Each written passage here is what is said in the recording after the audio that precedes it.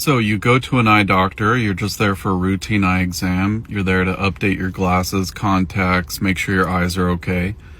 And then they say, come on over this way, let's take a photo of your eye. And when they do that, they find a hole in the retina. What is that? Let's talk about it. Hi, my name is Zach Oki. I'm a retina specialist here in Irvine, California. I run into this question quite a bit because usually I'm on the receiving end of this finding. What I mean by that is usually when something like this is found, then usually the optometrist who works at, let's say, Target, Costco, or their own clinic, they're the people who are encountering this thing, and they're usually suggesting a referral to my clinic to take care of it.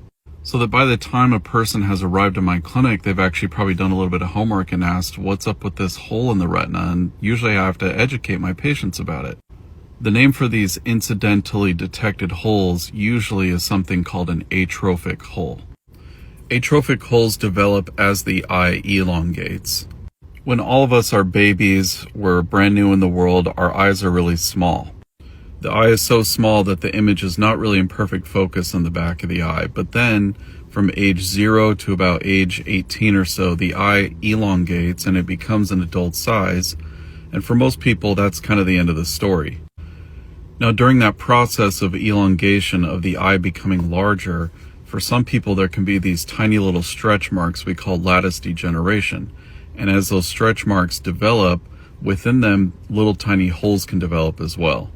And when we examine the eye, it almost looks like there's atrophy. That is, there's missing tissue. There's a hole in the retina, and that's it. And so the question is this a threat? Is it a danger? Could it cause something called a retinal detachment?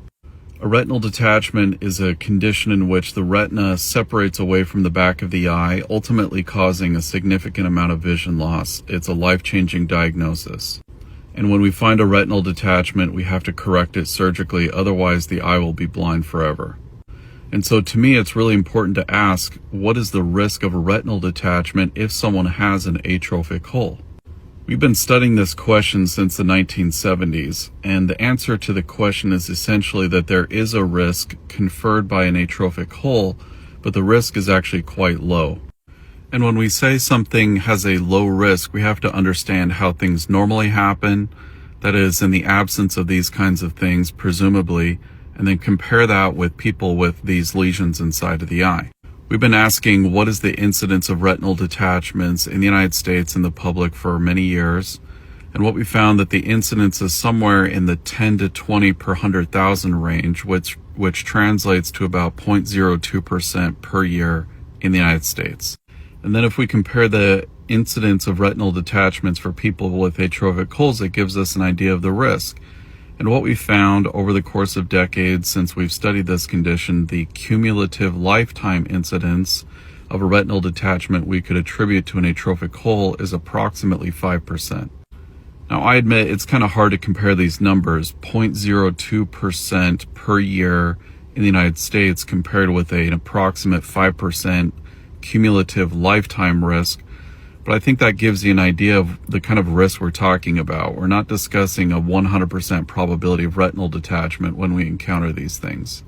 We can be pretty confident about these numbers. There was a study conducted in 1989 in which 270 people were followed over the course of an average of 11 years.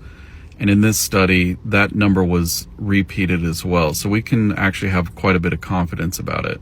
So if we were to understand this thing in its basic ingredients, then what we would understand is that someone with an atrophic hole inside of the retina likely has a higher lifetime risk of a retinal detachment compared with someone who does not have these lesions. And therefore we have to ask, what do we do about it? It's my practice, and it's usually my recommendation to treat these under specific kinds of circumstances. And those things include physical activity of any variety, myopia, family history, genetic history, etc. What I mean by that is if someone is really physically active, if someone is engaging in a lot of sports, and there's an opportunity for trauma, then it's likely that the lifetime risk of retinal detachment is higher, in which case that would likely favor treatment with a laser procedure. Or if someone is really nearsighted, we know that the risk of retinal detachment is not 20 in 100,000, but the risk is actually about 4 or 5 times that.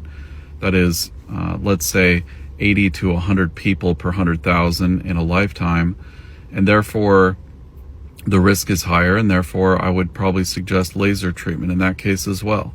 If someone's had a retinal detachment in the other eye, that would be another driving decision. And also if retinal detachments are in the family, that would also be an informative feature.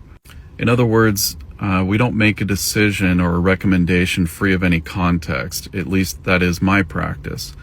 If we find that there's no nearsightedness, someone is not really engaging in a lot of physical activity, if there's no family history of retinal detachments, these kinds of things, then it might be advisable merely to observe these things and inform my patient about the symptoms to look out for, which should tell us maybe we ought to consider lasering these things.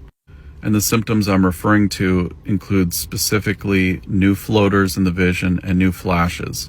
If those occur, then we ought to dilate the eye and check out that area where there's an atrophic hole, but also look for other things like retinal tears, etc. I think it's important also to acknowledge that we've never performed a randomized study on this subject.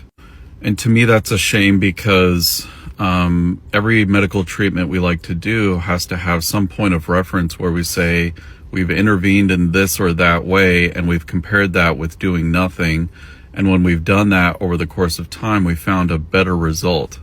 I've actually personally spent quite a bit of time thinking through how to design a trial that would assess this question.